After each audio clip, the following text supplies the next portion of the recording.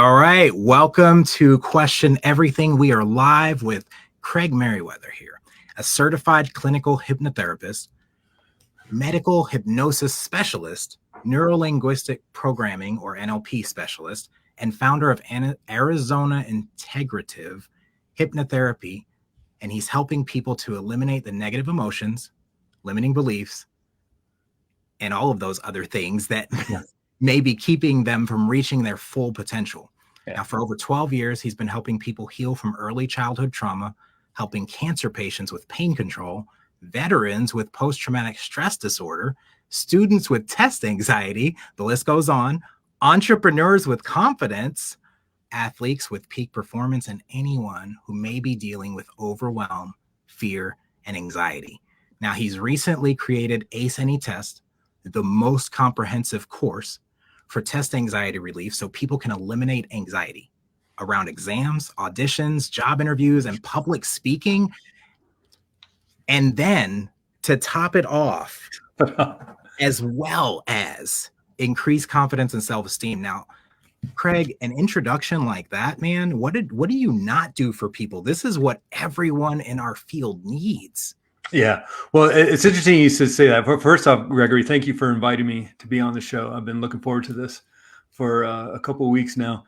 And, but in terms of what I don't do, it's interesting to put it like that because I don't fix people.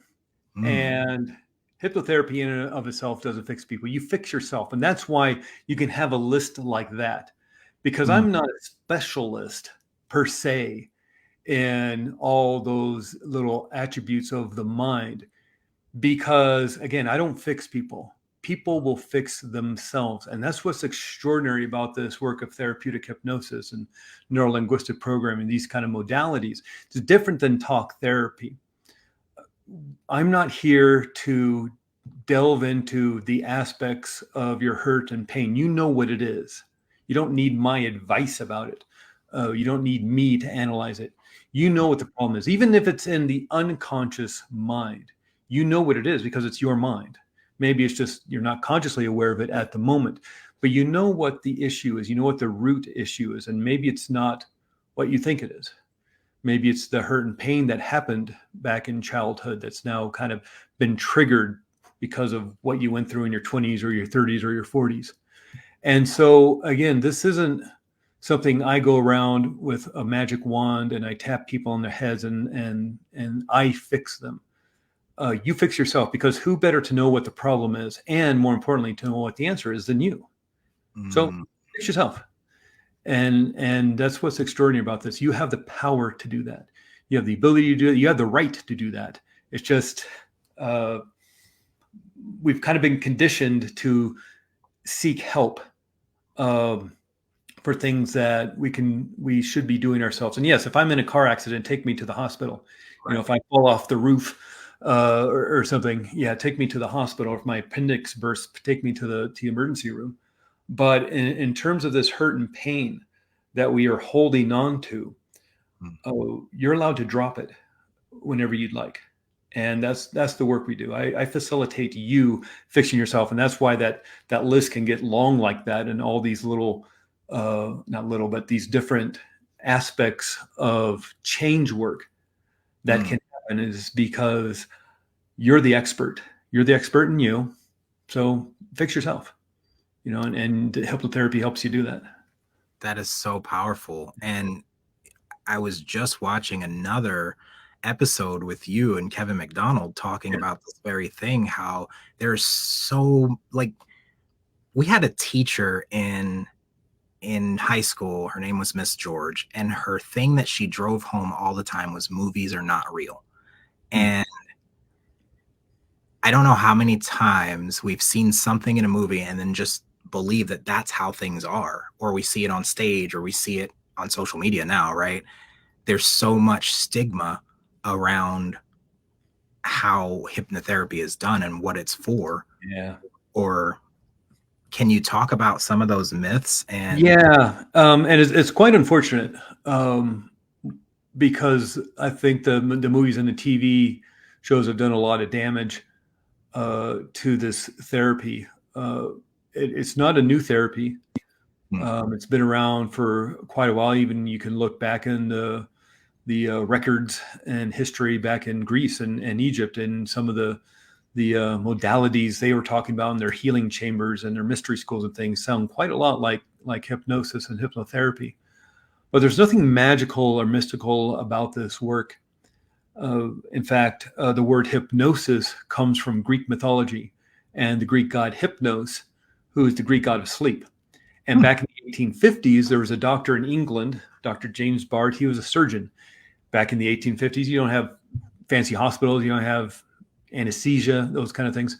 So if you're having your leg amputated, you're biting down on a stick, right? You're being knocked unconscious, so you don't squirm around. Oh my And goodness. what he started doing, Dr. James Barr, he started using this deep trance state. He put people so far into trance it looked like they were in a coma. Then he Huh. could do amputations. He could cut people open and take out tumors and sew them back up. He could deal with war wounds and injuries and things like that. Now, certainly he did not invent the trance state, just like I was saying, back in Greece and Egypt and South America and the Aboriginals of Australia and Rome and places, they were using trance in their healing work and their spiritual work. Back in India, they were using it thousands upon thousands upon thousands of years ago. But in 1850, Dr. James Bard started using this trance state, needing a word to describe this coma-like state. He decided to name it after the Greek god of sleep. And so he named it hypnosis. So he could write about it. He could talk about it with his colleagues. And since then, this word hypnosis has Hmm. grown up as all sorts of altered states of consciousness. And now that may sound like a kind of a scary phrase, altered state of consciousness, but it's nothing that you don't go through multiple times a day. Basically, what we're talking about is brainwave state. Hmm. And the famous brainwave states we learned about in school, beta, alpha, theta, delta, Mm-hmm. and basically just how fast the neurons in your brain are firing. Mm. So let's say, okay, right, you and me, Gregory, the people listening to this, watching this, we're in a conscious state of awareness, going about your listeners, your watchers are going about their day, maybe doing some chores while listening to this or focusing on what they're doing. They're in a conscious state of awareness. We're firing about 18 cycles per second. So a wave is from the back to the front to the back again, all these Okay. neurons firing. Whenever I move my hands around or somebody walks down the street or takes a sip of water, you're firing neurons. That happens in a wave. You and I were probably doing 18 cycles per second. Let's say I'm back in high school math class and I'm paying attention. All this information is going to be on the test. And so I'm writing my notes and I got to do well. I got to get a good grade on this test. So I'm paying attention. I'm firing about 18 cycles per second, listening to the teacher, listening to what's going on. But it's really boring for me. And so I'm paying attention. And all of a sudden I start doing one of these. And I start staring out the window. And I'm Yeah. looking at the trees blowing in the breeze. And I'm thinking about the next weekend. And it's like, oh, I got to get through a week. But man, next weekend we're going to go out of town. We're going to have some fun. We're going to go to the lake or going to go to the beach or the mountains or whatever. We're going to have a really great time.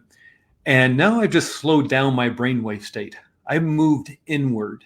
I've closed off the external world. I don't hear what the teacher's saying anymore. The teacher's still talking. Kids are still asking questions and goofing off and whatever. But I've moved inward. I started daydreaming about the next weekend, what's going to happen next weekend.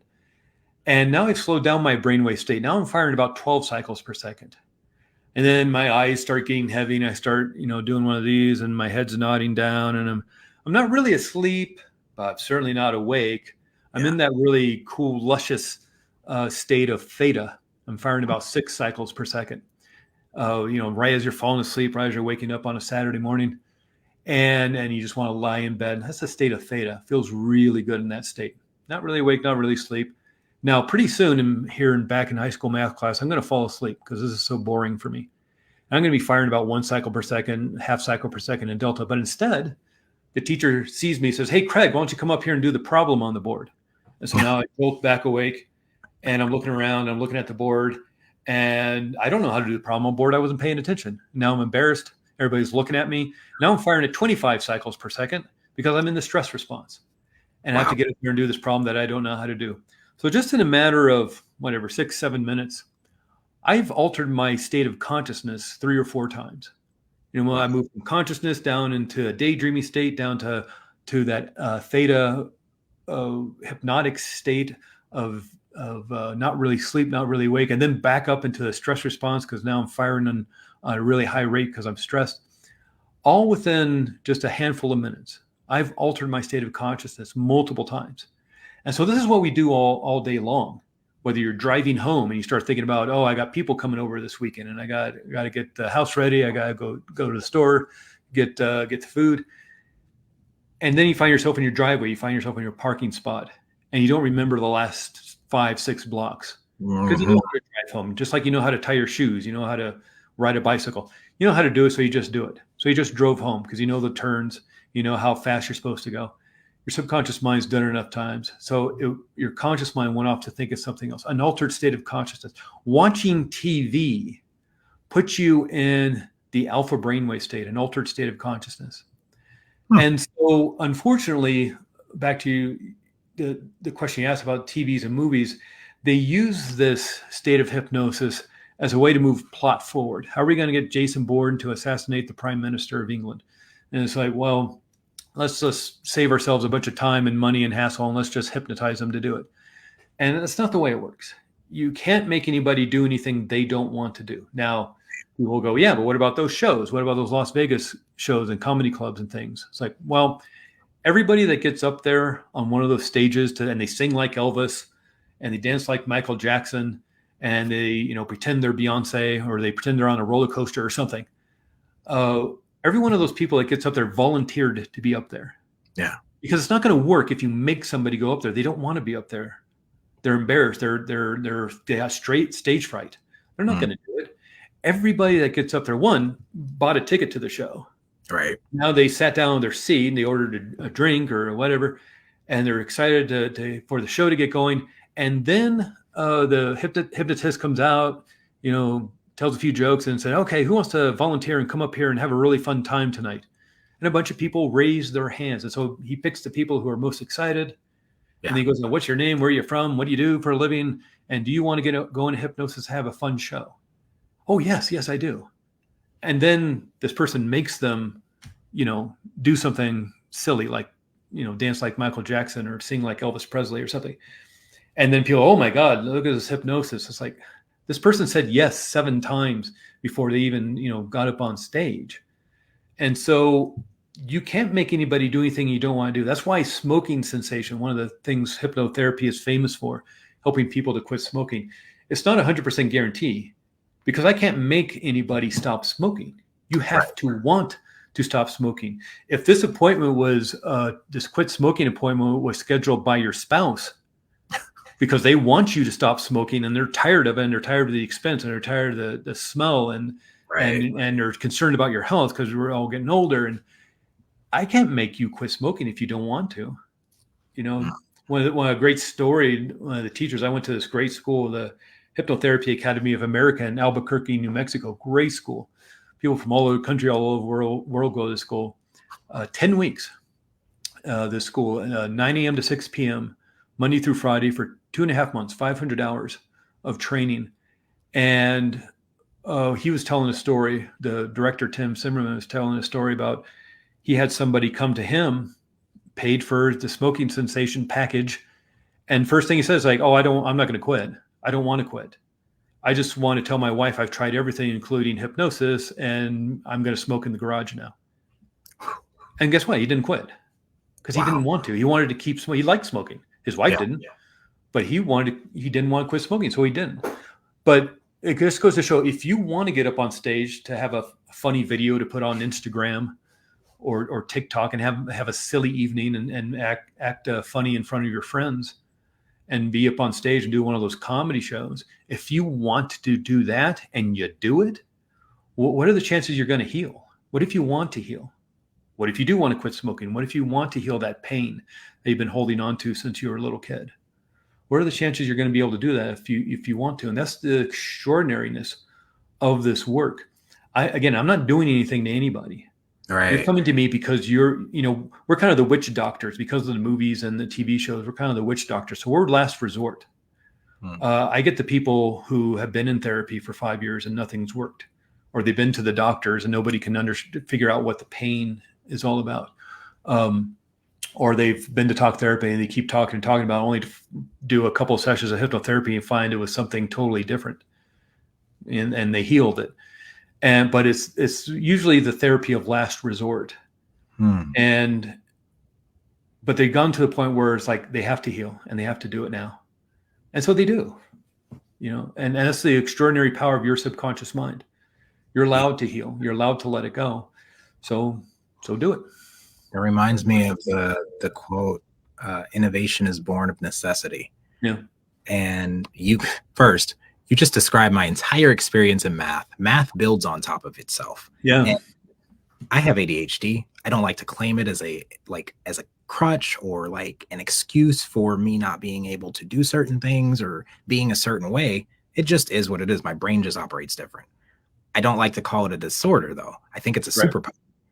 But you just described how I'm looking at the board. That reminds me of something else. And then I'm drifting into something else. And by the time I come back, teachers called on me because they saw me daydreaming. And I'm like, oh, what did I miss? Or, that's the story of my life. And that's the end. There's a whole nother show in and of itself. But that's the frustrating thing about education. They have one mode of educating kids that focuses on maybe just the visual learners, and everybody else who are kinesthetic learners or who are auditory learners, or have a attention deficit because they're not interested in the subject. Okay, then make the subject more interesting. It's not our fault. Well, and that's the thing. It's like attention deficit, or you watch these kids, and when they're really interested in something, they're hyper focused. Yeah. Oh, yeah. So it's not that they can't focus. It's not they're interested. It's like what you're teaching does not interest them. Exactly. My God. And then they're not interested. Why is that a problem? Then find a way to, if you feel it necessary for them to know this information, then you need to find a way to make it interesting for them. That's the point of education and being educators. Not to blame teachers. My God, they have the world's hardest job. You got 35 kids in a classroom, and 2 of them are acting up, and you got to give all their attention to these 2 kids, and it's a tough job. But it's also, you probably have 10 different learning styles in those 35 kids, and you're only teaching one. And so what are the chances that everybody's going to learn well? But again, that's a whole different subject in and of itself. Yeah, there's a lot of things that have come up with just what you've talked about so far. I've been writing them down, but I noticed because I wrote in shorthand, I didn't drift off too far. So as far as hypnosis, you said you're the witch doctors, you're the last resort. Do you believe that, well, the innovation is born of necessity. Let's go back to that. People, what it sounds like you do is 3 principles. You extract desire, and you teach them attention and intention. Yes. Like, you have to want it, and they have to know what they want, and they have to actually want to, like, you can't, before you heal a man, you have to ask him if he's willing to walk away from the thing that's hurting him. And it sounds like you do what we do as coaches. You're not really fixing people. You're just helping them to see who they already are. Yeah. And it could be very vague in terms of what they want. Because you make, of course, I have them fill out an intake form, but sometimes, and the intake form has 5 or 6 different questions, basically asking the same thing, but in just different ways to give a different response from a different part of the brain. But, you may say, well, what is it you want to work on? What do you want to heal? And they may just say anxiety, or they may say anger, just one word. Maybe they write 5 paragraphs, but they may just say anger. It's like, okay, you know what you need to work on. And if it's just anger, then we'll work on the anger. You know what the anger is related to. And even if you wrote 5 paragraphs, maybe you needed to write those 5 paragraphs, but actually maybe not related to the anger.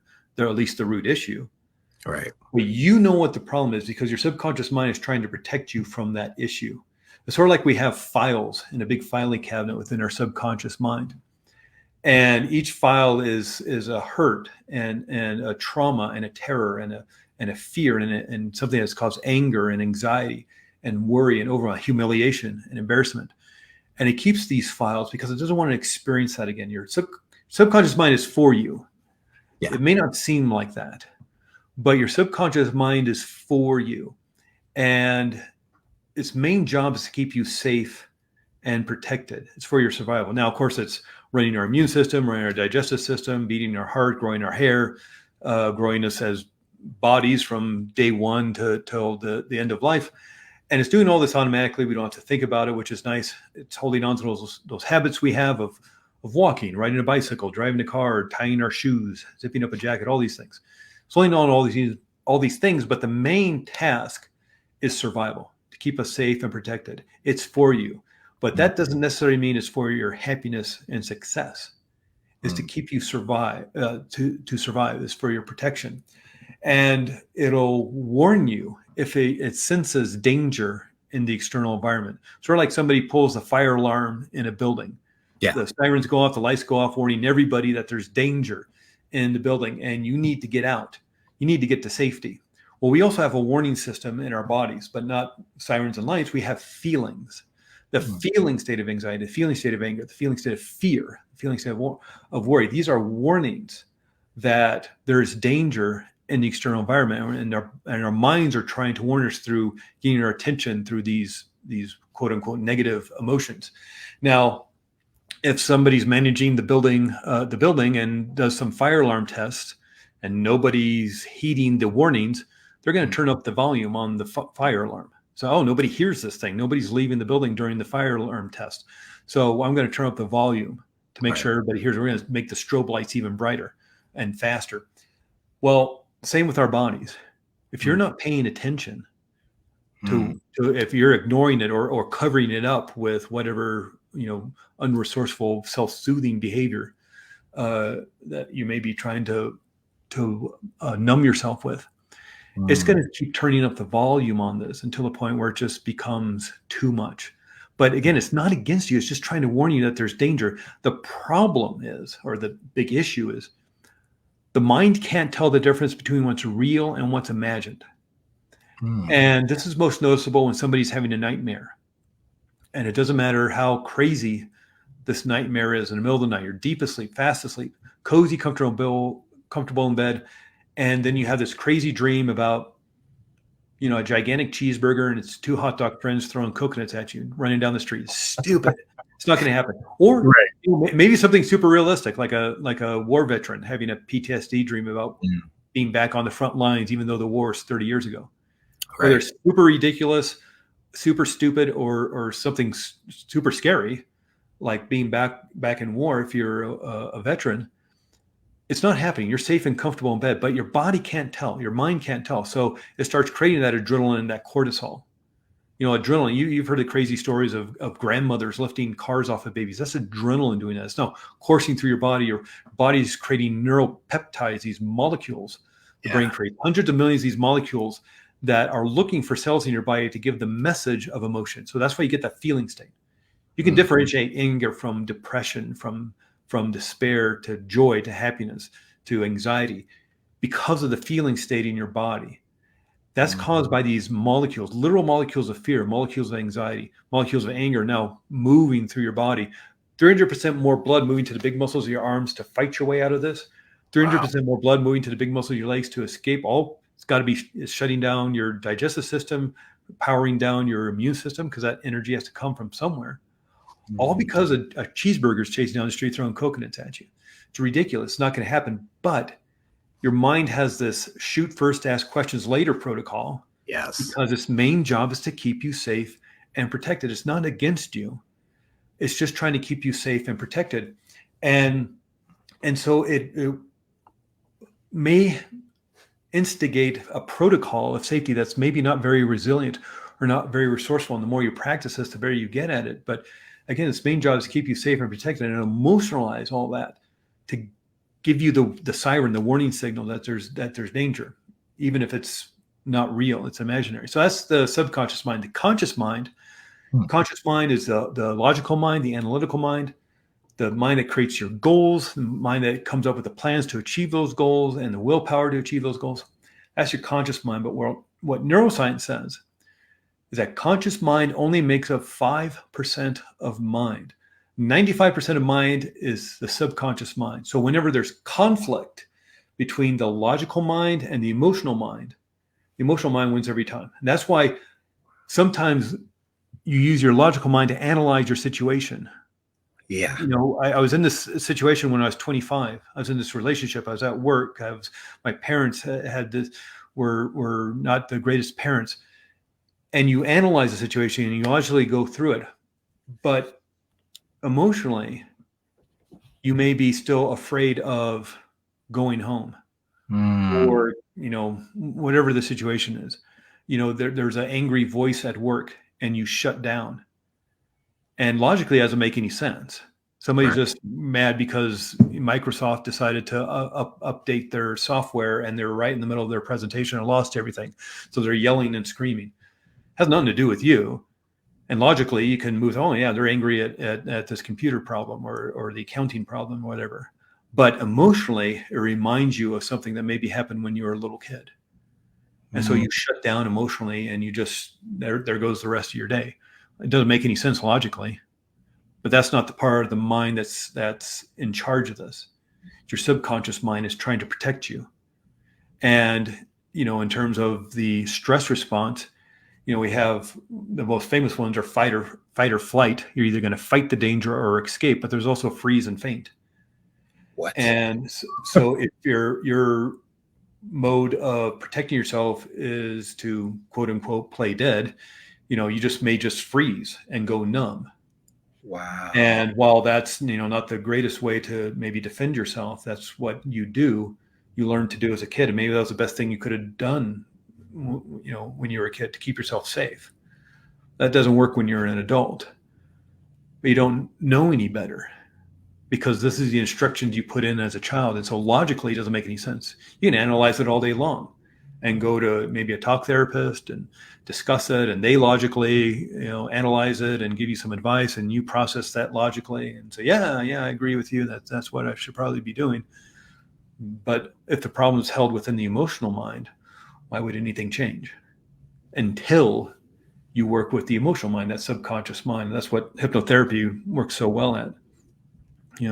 Even Yeah. Freud was a hypnotherapist. He started training first as a hypnotherapist. There were still two schools of hypnotherapy in Vienna back in the late 1800s. He was at one of them, and he just wasn't very good at the inductions. And it's also, again, there's more control when you're in talk therapy and you're advising somebody, telling them what their problem is.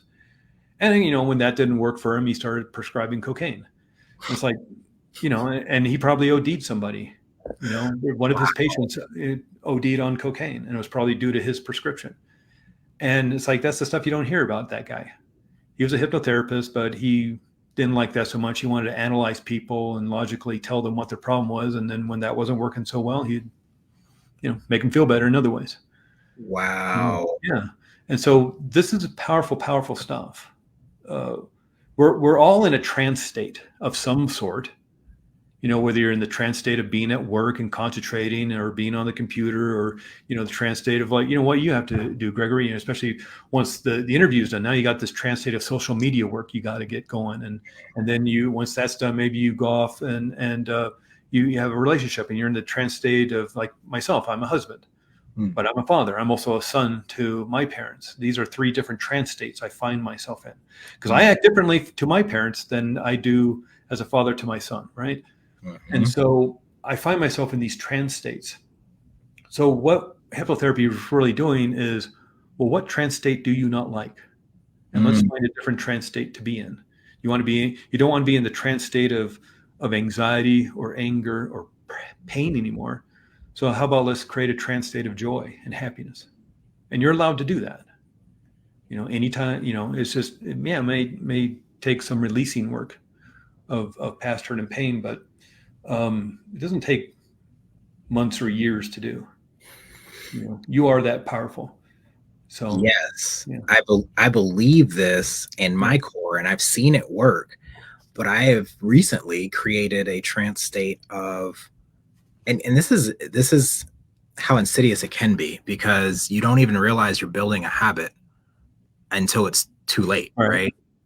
So there's a couple things that you said that I want to dig a little deeper into. So the subconscious can be reprogrammed by anyone at any time, because everything is basically building a habit. It's just what you practice the most, right? Yeah. So I did EMDR back in 2014, 2015. This therapist was writing down everything I was saying, and he's writing it on the whiteboard, and he says, what do all these things have in common? And I'm sitting there and I'm really trying to figure out like what the thing is that they have in common. Throws the marker at the whiteboard. He's like, it's you. I didn't even see that I was the reason for my reality at that time. And I was in a relationship that kind of felt like an Stockholm syndrome. Like I fell in love with my kidnapper. And that's a whole nother story for another day. But that EMDR treatment, you have the fobs in each hand, they buzz bilaterally. You have the headphones on, it beeps from ear to ear, and then they tell you, like you said with hypnotherapy, one word. Let's start with that one thing. My word was the B word, because that's what came to mind when I thought of the situation I was in. And he's just like, whatever comes next, keep saying it, keep saying it, keep saying it. Yeah. And I went deep. I've been in 12-step programs. I've done the deep work and done the 12 steps and all that stuff to remove the roots for why I because you said something earlier about, where was it? You said something about, we don't even know like the root of the trauma that's making us. And like every time we put something on top of it, we're just delaying it. Right. Yeah. And so what EMDR treatment did for me, I went all the way through in like one session, and the guy was like, whoa, are you okay?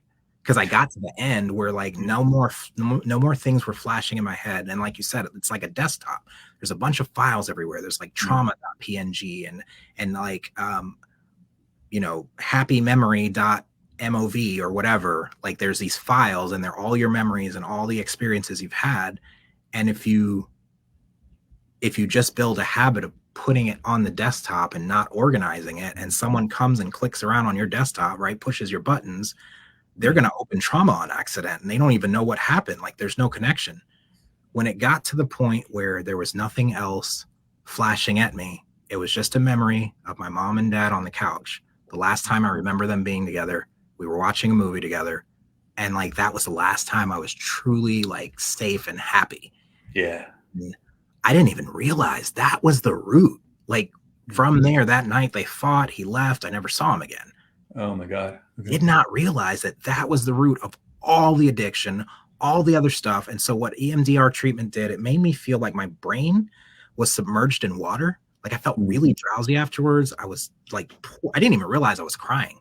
Just my face was like caked on with tears. And it felt like after that, someone made folders, and they put all of the trauma in trauma folder. They put all of the happy memories in happy memory folder. They put all the different relationships I'd been in, so that they wouldn't get confused. When one clicks, it's not going to trigger the past memories of the other one. So it organized my desktop in my brain.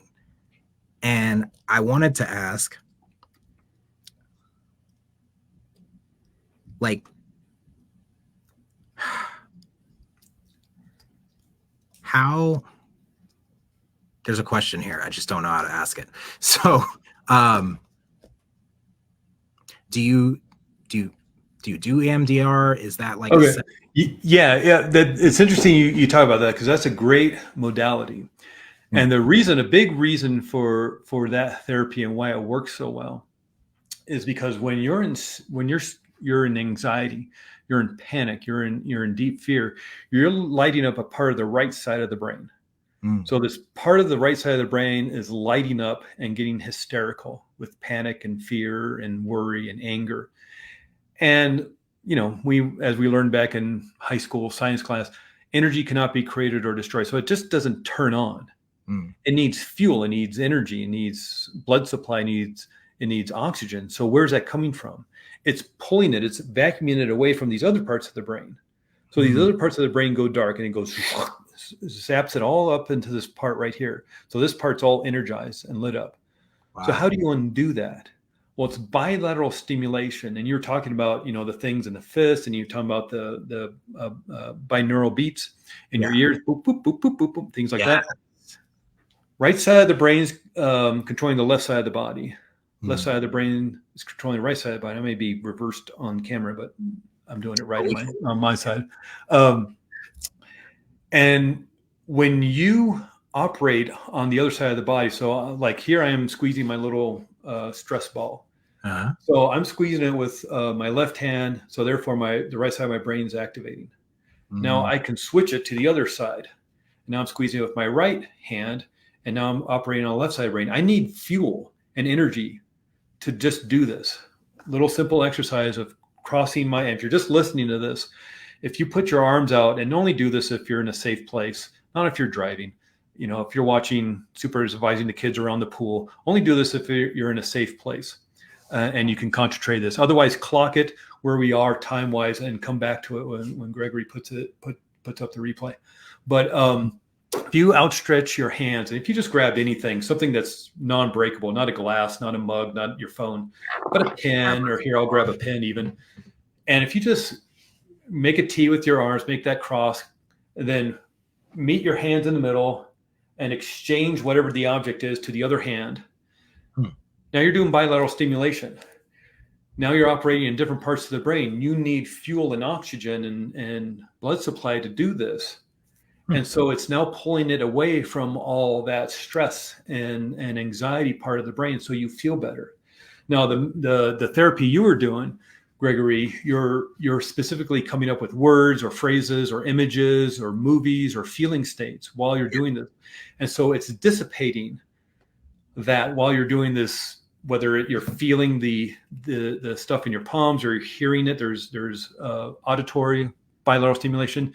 Yeah. If anybody remembers, like back in school or maybe in a meeting, there was somebody drumming on their knees, and they're not hyper, they're not ADHD, they're nervous, and they're self-soothing themselves by doing bilateral stimulation. Tapping on your knees like that, drumming on your knees, is bilateral stimulation. Even feeling it on your knees is bilateral stimulation. You can snap your fingers.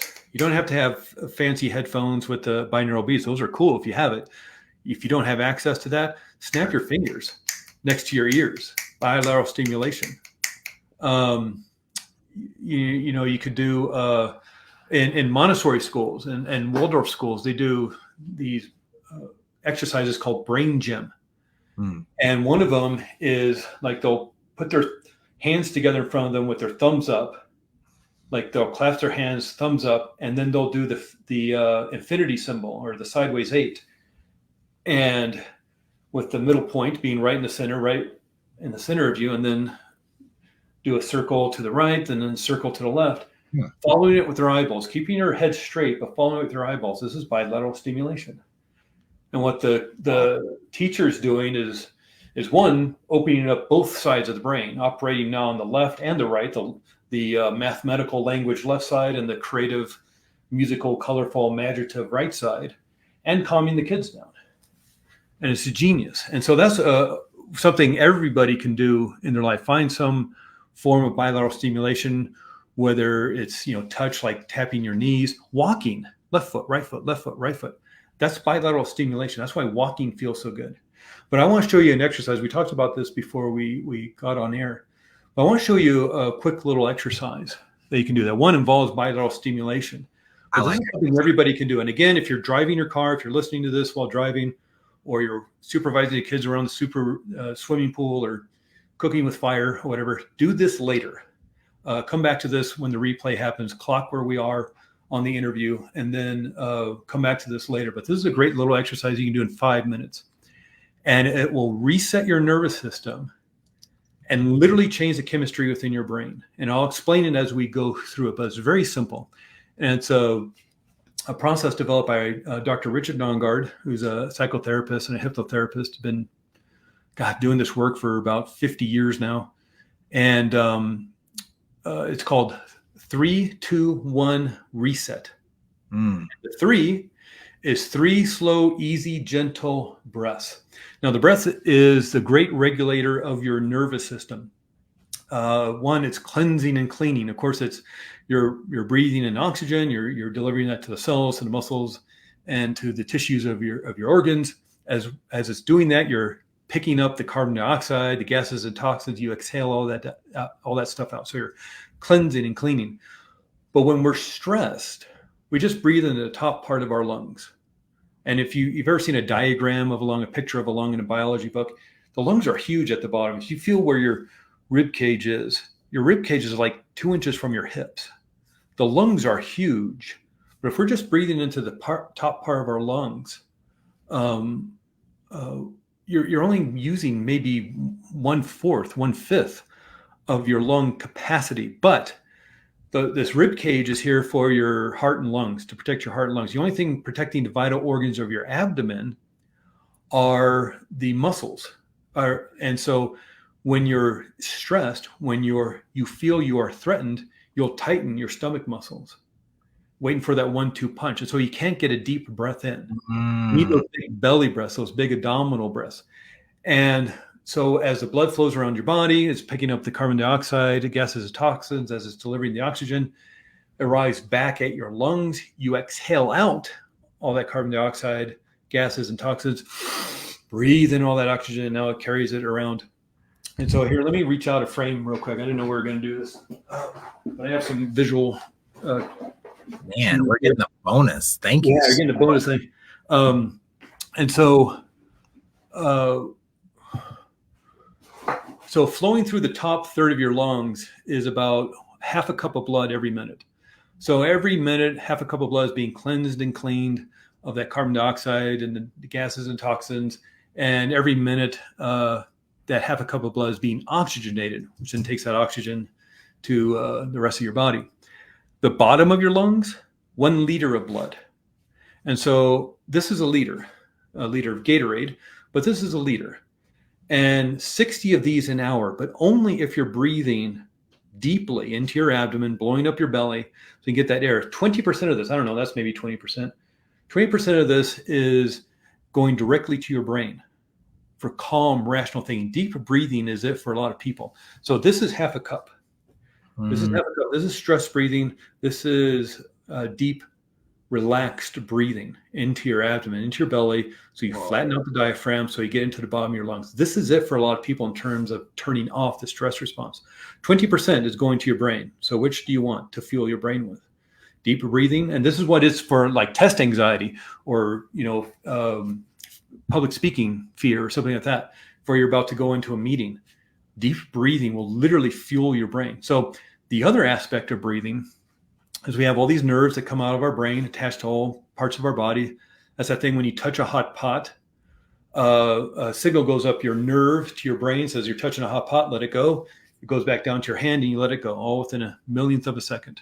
The 10th cranial nerve is the vagus nerve.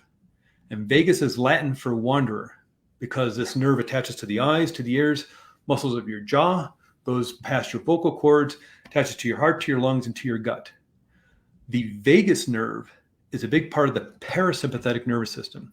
So 2 parts of the nervous system that apply to what we're talking about here today is the sympathetic, the stress response, the fight or flight stress response, and the parasympathetic, the relaxation response, is what we're supposed to be in most of the time.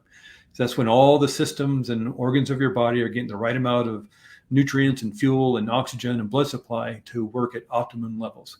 When your stress response, that gets pulled away to, again, the big muscles, to fight, to escape, dropping all that adrenaline and cortisol and fear into your system. So we want to be in the parasympathetic. The vagus nerve is a big part of the parasympathetic nervous system. It's attached to the lungs. Breathing deeply, slowly, and gently, it stimulates the vagus nerve, therefore activates the parasympathetic nervous system, the relaxation response. How simple is this? This isn't hard. Deep breathing. That's why it's so important in yoga, so important in martial arts, so important in Tai Chi and Qigong. And there's a whole subsection of yoga called pranayama that just focuses on the breath. This is how important this is. This will regulate your nervous system. You have the power to do that.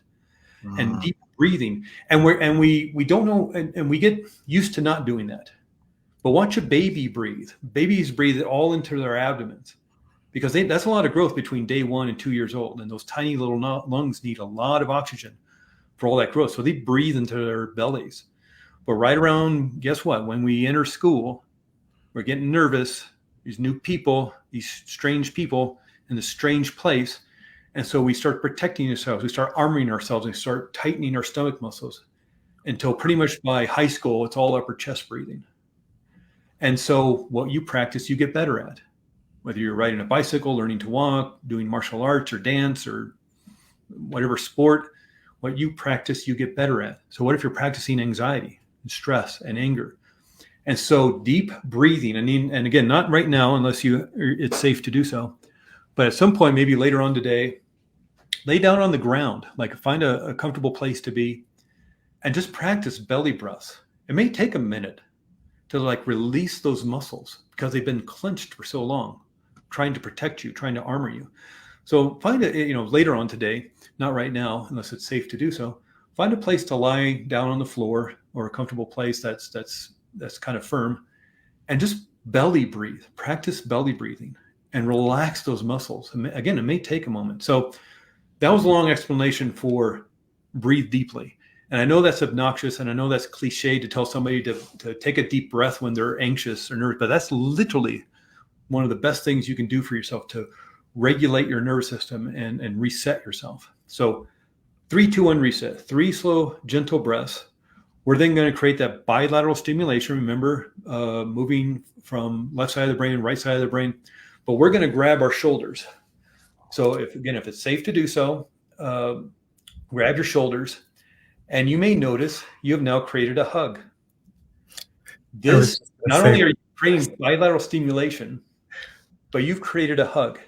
This is loving, nurturing, healing touch.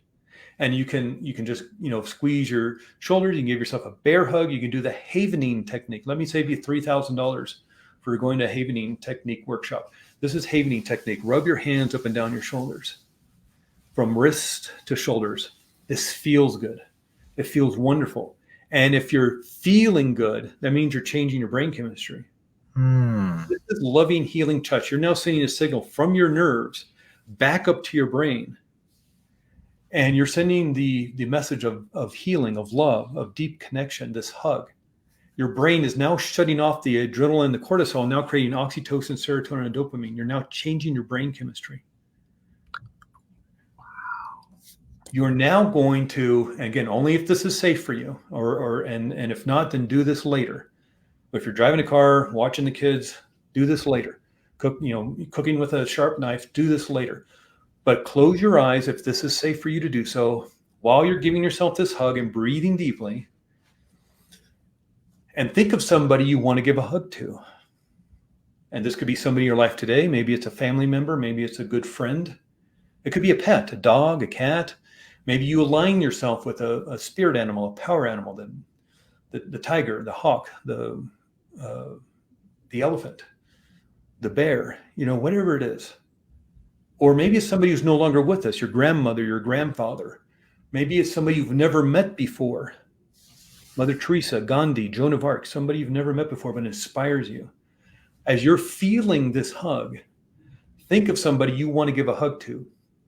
And again, you're now resetting your entire nervous system. You're literally changing the chemistry within your brain, creating the oxytocin, the serotonin, the dopamine, the hormones, the feel-good hormones, as well as creating those neuropeptides, literal molecules of joy, happiness, and love, now flooding your system.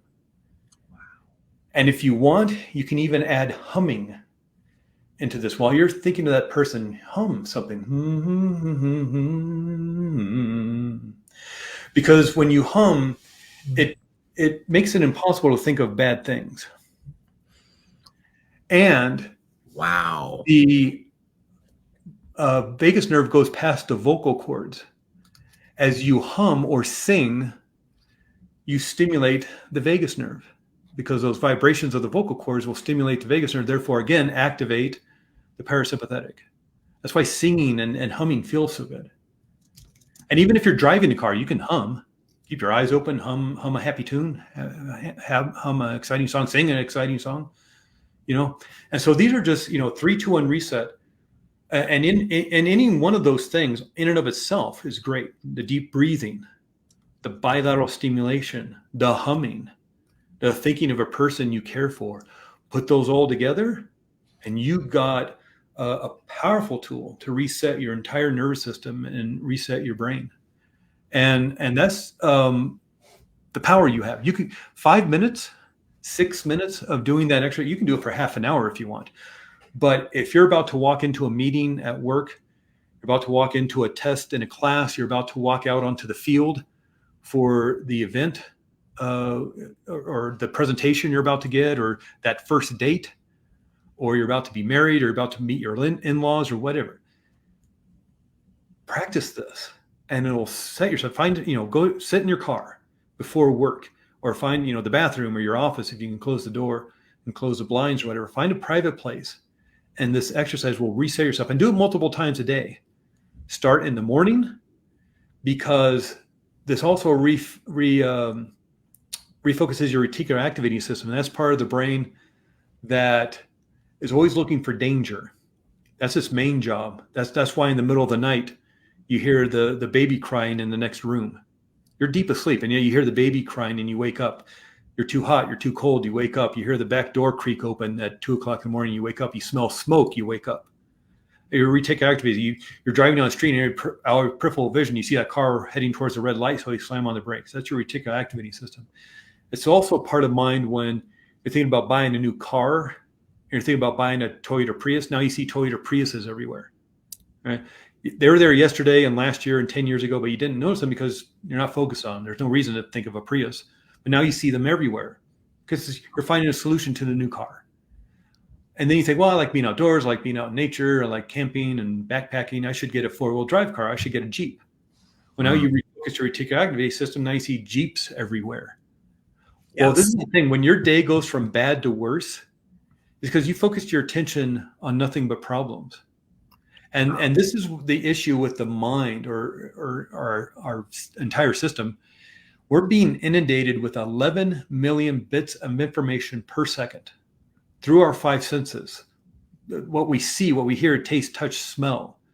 Temperature of the room, maybe something you don't notice unless it's too hot or too cold. The lights in the room, which you don't notice unless it's too dim, it's too dark, or it's too bright. The sounds, you don't notice the hum of the air conditioner or the heater or the fan or the hum of the leaf blower 3 blocks away unless you put your mind on it, or unless it's too loud. We're being inundated with 11 million bits of information. We're only cognizant of 50 bits out of that 11 million. So we have to filter out a lot of stuff. So if you focus your attention on problems, it's going to show you problems. Wow. And it's going to ignore all the good stuff in life. So what if you started your day with 3, 2, 1 reset? You flooded your brain with oxytocin, serotonin, and dopamine, the joy of that person you care for, whether they're here in this life with us or not, whether you have even met them or not, whether it's a pet, a dog, a cat. The mind can't tell the difference between what's real and what's imagined. We started off with this. The mind can't tell the difference between what's real and what's imagined. And it will change your physiology to match what you're thinking and feeling. That's why a nightmare can feel so real, even though it's crazy and ridiculous. Like a cheeseburger throwing a coconut at you. It'll change your physiology. So why don't we do that for good? Why don't we do that to 180 and hug yourself, actually feel the physical sensation of hugging yourself, send those signals up to your brain, as well as think of somebody you want to give a hug to, and literally change your entire system, and then do it again and do it again and do it again. What is strongest within your mind is what you do over and over again. And a great example of this is the Dalai Lama. The Dalai Lama is 89 years old, and the man still meditates every day. And read his books. He talks about the anger and the despair and the sorrow of what's going on in Tibet, let alone the rest of the world. And Chinese government still bulldozing down his monasteries, building roads and bridges and buildings and whatnot, and arresting his monks, torturing his monks. Of course, he's going to feel anger. He's a human being. Anger and despair and sorrow about it. He was exiled out of Tibet in like 1957, something like that. And so he's going to feel a lot of anger around that sometimes, but he doesn't want that to be who he is. Right. And he knows that what's strong within your mind, within your body, is what you do over and over again. So every day, the Dalai Lama practices loving kindness and compassion meditation. That's what he does. That's his work. Wow. And if anybody was to have it down by now, you think it'd be that guy. I mean, he's not married. Right. He has a staff of people to meet his every need and want. And granted, he has great responsibility, but he doesn't have a lot of the life challenges many of us encounter. in terms of work that maybe we don't care for, and relationships and elderly parents and young children and taxes and all that stuff. He still practices every day. Ask any 10th degree black belt in judo or taekwondo. They still practice every day. Yo-Yo Ma, considered the greatest cello player alive today. 67 years old, he still practices the cello every day. What is strongest within your mind is what you do over and over again. So what if you're practicing fear? What if you're practicing anxiety? What if you're practicing anger? You're just going to get better and better and better at it. So part of the work, not only is it healing work that we do in a session, in a hypnotherapy session, but it's what do you want more of? You want more joy? You want more happiness? You want more confidence, strength, power? You can have it, but there's a certain relentlessness to this. Years and months to create change. Within less than a week, by practicing every day, you can literally start seeing your brain being rewired, neurons forming together. You can literally see that within less than a week. So within less than a week, by doing practice every day, you can start rewiring your brain. And the University College of London says it takes 66 days to create a habit. So that's 2 months, a little over 2 months. So in less than a week, you're rewiring your brain. In about 2 months, you have a new habit. New habit of what? Joy, happiness, love, confidence, success, playing piano, whatever it is. But it does take practice. Michael Phelps, the most medalist winning athlete in the Olympics in swimming, he didn't stop practicing when he won his 24th medal. He kept practicing and won 28, 29 medals total. I guarantee he's probably still practicing now, And so if you want to master something, it does take practice, but it doesn't take years and years and years. Maybe to master, certainly at 10,000 hours.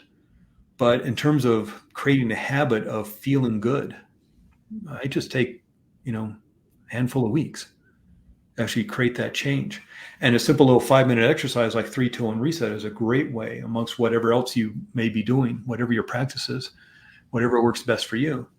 And again, it's because the mind can't tell the difference between what's real and what's imagined. And so mentally rehearse the person you want to be. Pretend you are that person. You don't have the joy and happiness right now. Pretend you have the joy and the happiness. And the mind can't tell the difference between what's real and what's imagined, and literally wire that into your brain. This reminds me of be, do, have. Be the person, do the thing, have the reality. And I had a bunch of questions here, and you checked off all of them with just talking about it. Yeah. This is so huge.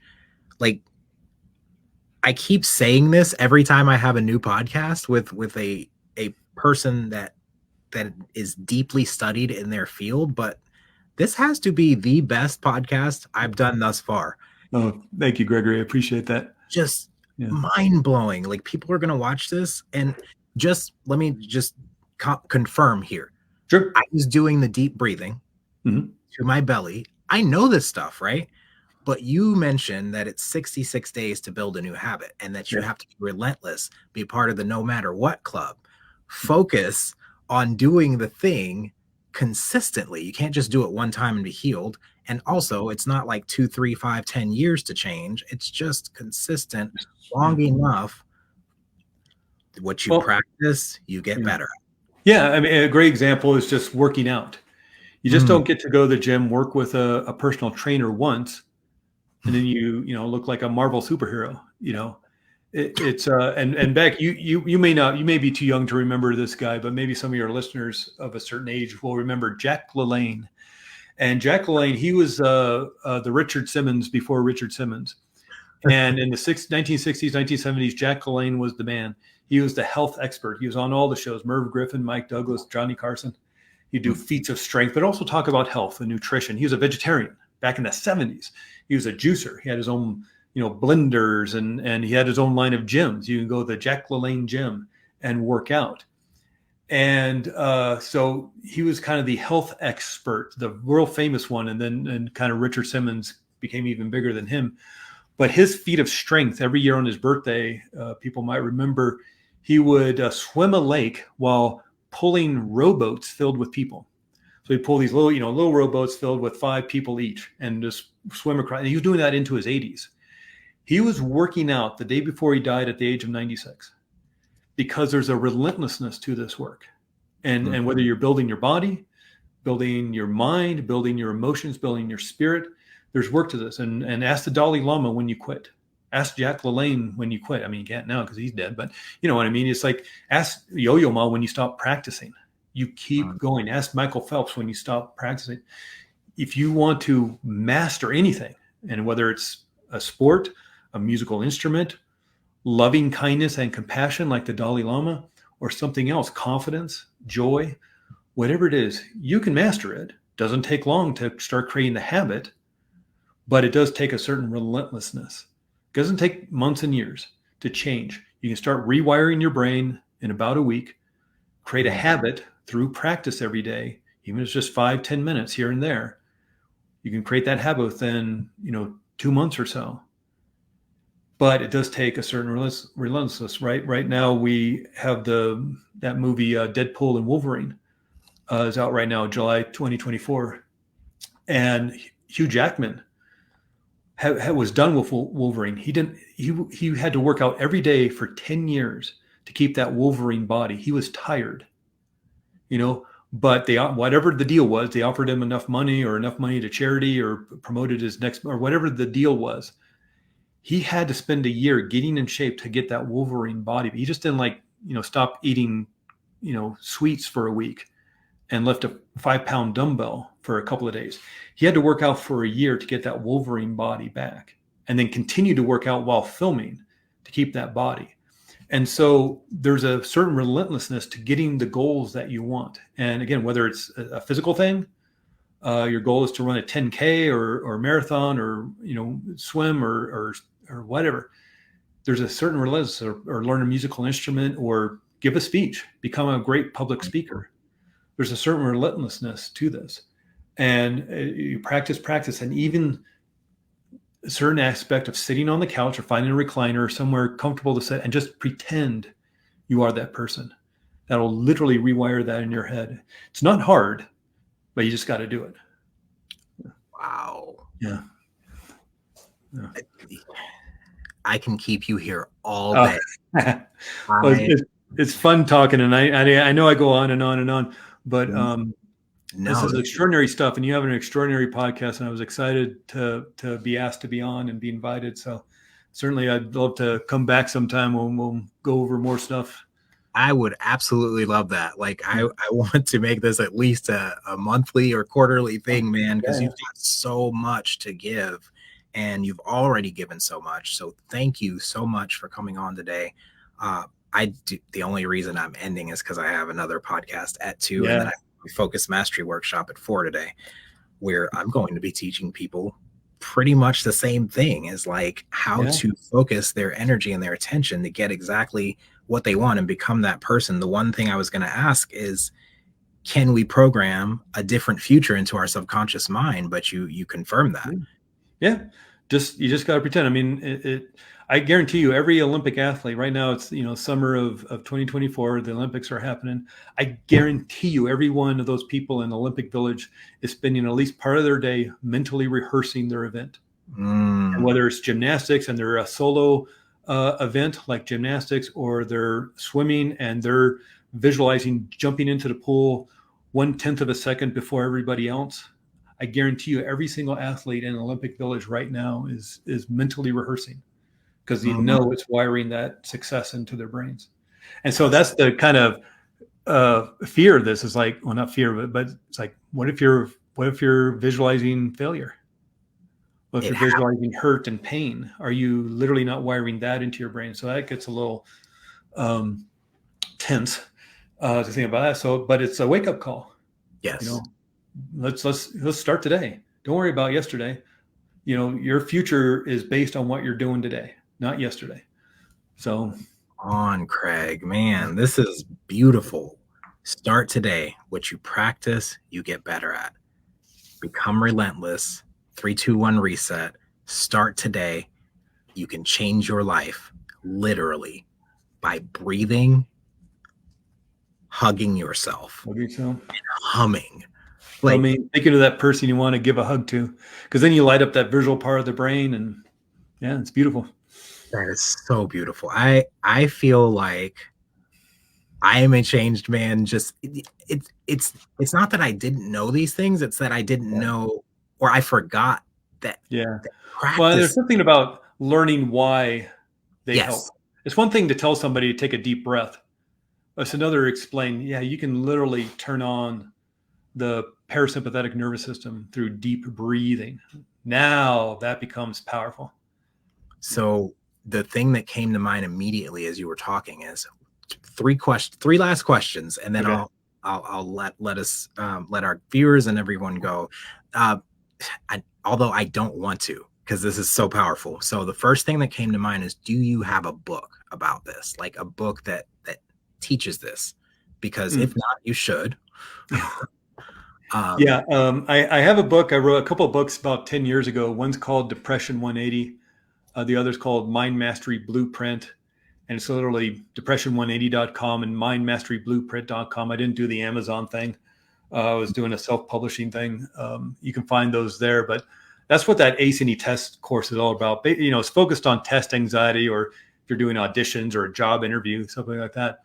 But it's to deal with the nervous system, specifically around tests, because I didn't see any comprehensive program out there for test anxiety. My son was dealing with it and some of his friends, and so I was helping them, and I just noticed the need out there, so I created this course of ACE test, acetest.com, and that's what that course is about. And whether it's public speaking or having to run the meeting at work, something like that, but if you're feeling nervous around those kind of things, that's what that course is all about.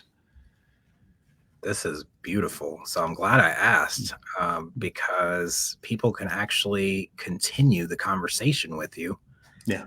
They can work with you. You said Mind Mastery Blueprint.com. I'm putting these in the chat. Well, we're live, so this is actually commenting on all the Right now. So your links are there. You got acetest.com, depression180.com, and mindmasteryblueprint.com. Go get yourself a copy of the book, either one or both. Yeah. I am going to be writing a book on focus mastery, and I don't know if you're open to co-authoring. Oh yeah.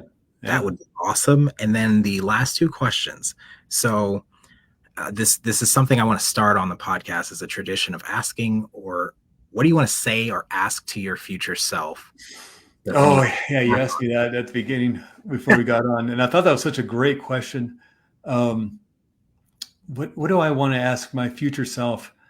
And I was working with somebody just on myself. I was doing my own personal work, and they were saying, they were pointing out to me that I focus a lot on other people because of the work I do, and just with family, that what's going on right now, and I'm not taking care of myself. I know how to do the work, and I tell other people how to do work. I'm not taking the time for myself. And probably what I'd want my future self, or would ask my future self, am I taking the time? Am I allowing the healing work for myself? I mean, the Dalai Lama takes time for himself to meditate every day. Am I doing that for myself? And some days is no, I'm not. And I feel it at the end of the week. If it's been a few days or a week or so when I haven't been taking care of myself, I've been doing my own self-care work because of what's going on in life. And I know life gets challenging and it gets distracting, and there are big, family issues of elderly parents and children and things like that distract the attention. And I was talking to this person, and they were saying, it doesn't sound like you're doing anything for you, to reset yourself. I mean, I just told her, all these people, this great exercise. And I'm like, am I doing that? And it's a great reminder. It's like, what you practice, you get better at. And there's a relentlessness to this. Yeah. And if you feel that burnout, you feel that exhaustion, that spiritual exhaustion, that emotional exhaustion, it's like you need to take some time for yourself and rest and reboot yourself. And you're allowed to do that. You have the right to do that for that self-care. And that's probably what I tell myself. That I hope at my future self in a year from now realizes that and is being better about that. And that's the thing. I know better. I know better, and yet you just get caught up in the events of life, and you start over again. Tomorrow's another day. So this, you correct and continue. Absolutely.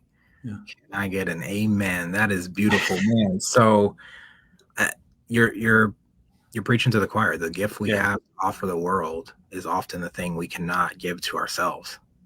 And that's just a great reminder. It's a beautiful statement and question to your future self. I hope that when you come back and watch this again in a year, that you've made those changes, you've become a part of that relentless club of 3-2-1 reset and taking the time or scheduling time intentionally for yourself. There's a great book by Dr. Benjamin Hardy and Dan Sullivan called 10X is Easier Than 2X. And very beginning of the book, they talk about intentionally scheduling 180 days to do nothing in the year. And I cannot wait to get to that point where I can do that. Last thing, and I guess you've already answered this, but where can they find you? Yeah, the best way, as you mentioned in the beginning, my hypnotherapy business is Arizona Integrative Hypnotherapy. I live in Flagstaff, Arizona. Probably the best way, if you were just to Google Flagstaff hypnosis, you'll see Arizona Integrative Hypnotherapy pop up in the search results. That's me. Also, ACE AnyTest. That's a real easy one to remember. aceanytest.com. You'll find my email through there. This is incredible. So, Arizona Integrative Hypnotherapy. Yeah, and if anybody needs advice on how to create a really complicated business name, let me know, and I'll help you for free. Because now that I'm trying to explain this on podcast, I'm like, boy, that is really complicated. I don't even know if I could spell all of that. So, Oh my gosh, that's funny. We're over here trying to simplify it, and you're like, I hope you make it harder. That's great. I'm going to drop that link in there too. Look at you, video ready to amaze people. Man, this has been amazing. Tara said that this is record tags in the comments for different people to join. This is record engagement in the chat and record amount of gems dropped in 1 hour. Thank you so much for coming on, Craig. We're going to exit the stage left and talk for just a second, and then I'm going to end the stream with thank you for joining and watching Question Everything. I hope you got value out of this, and share it with someone. Like, comment, subscribe, share, and we'll see you next time.